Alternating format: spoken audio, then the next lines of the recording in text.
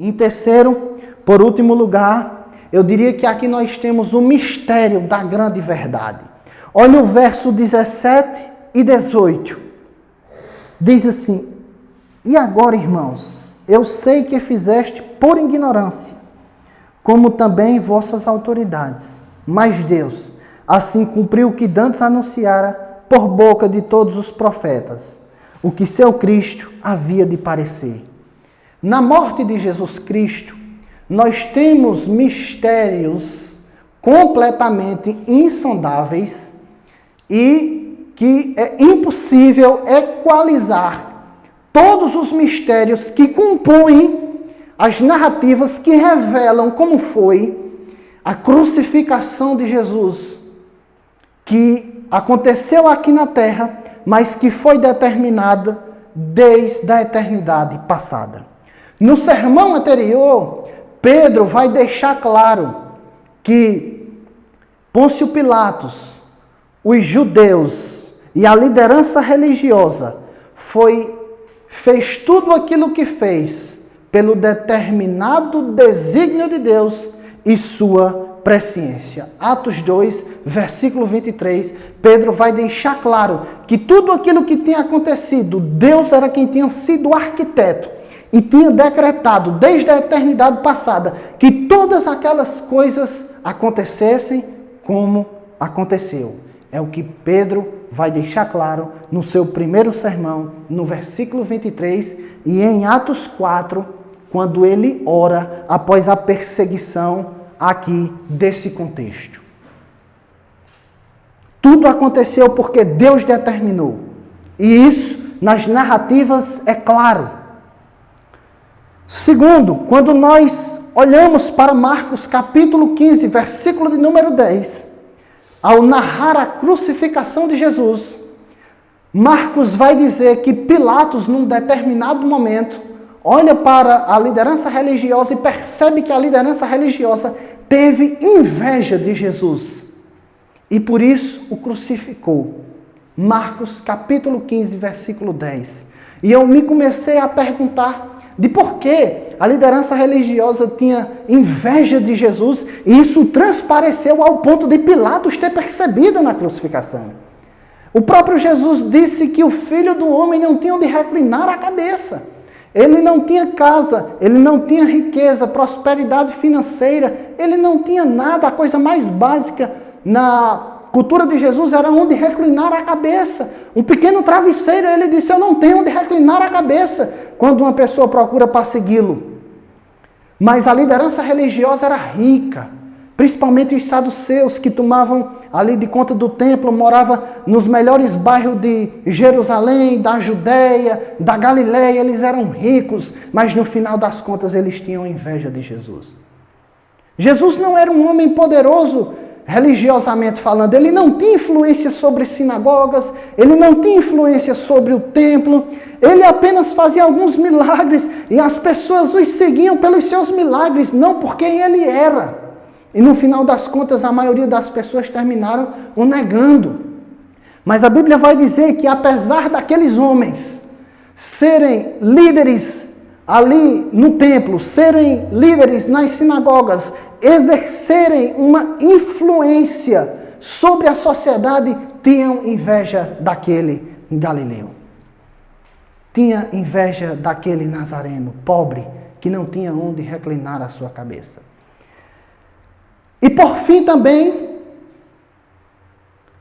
Jesus não tinha nenhuma influência política. Jesus não tinha influência sobre prefeitos, sobre senadores, sobre reis, sobre governadores. Ele não tinha influência sobre a política que acontecia ali em Israel. E que os saduceus, pelo contrário, tinham um bom fluxo com a política e influenciavam certas tomadas de decisões, até mesmo do Império Romano. Não é à toa que os saduceus e ali os líderes do templo, os principais sacerdotes, que levam Jesus até Pilatos, um governador, porque eles tinham ligações profundas com a política. Mas eles olham para Jesus, onde não tinham de reclinar a cabeça, onde não era líder de nenhuma sinagoga, de nenhum templo e nem nada. Mas Marcos vai dizer que eles tinham inveja de Jesus. E Jesus, ali naquele julgamento, sendo julgado por todas essas pessoas, Pilatos percebem que os religiosos tinham inveja de Jesus. E por fim, em terceiro lugar, aos mistérios insondáveis, aqui como está no capítulo 3, no versículo 17, Pedro vai atenuar um pouco aqui o seu discurso, olhando para eles e diz, no fim das contas, vocês e a liderança religiosa fizeram isso por ignorância. Vocês não sabiam. Mas veja que nada disso tira a responsabilidade deles. Nada disso tira a culpa pelo pecado deles. Nada disso atenua a situação deles diante de Deus.